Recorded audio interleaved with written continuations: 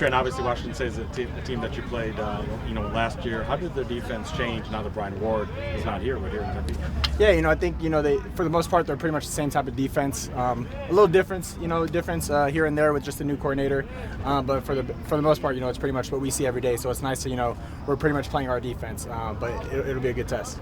Kenny talked about taking photos from the buses after Washington and showing you guys that to contrast the defense and the offense.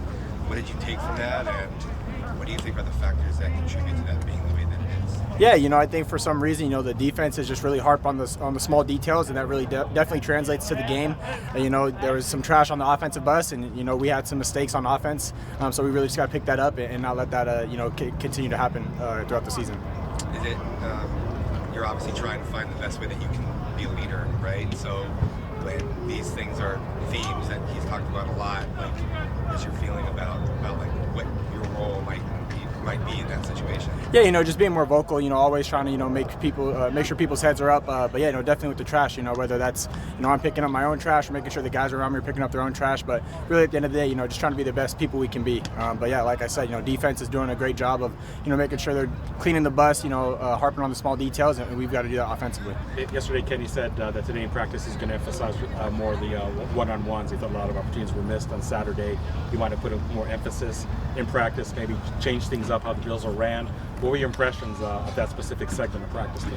Yeah, I think we did a good job of making sure, we did a lot of one-on-ones with our DBs. They're some of the best DBs, in the conference in the country. And, the more we can just go one-on-one with them, it's going to definitely make it easier in the game because, we do it every day in practice. So, those 50-50 balls in the games, if we catch one or two, it's going to be a big difference maker. But, we're going to continue to attack those one-on-ones, and we'll make those plays in the future.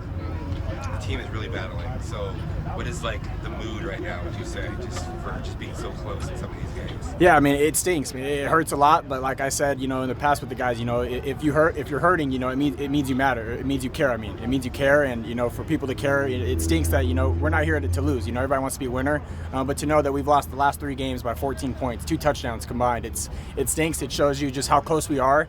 But I think we're super excited to just really break through, knock down that last wall and just explode.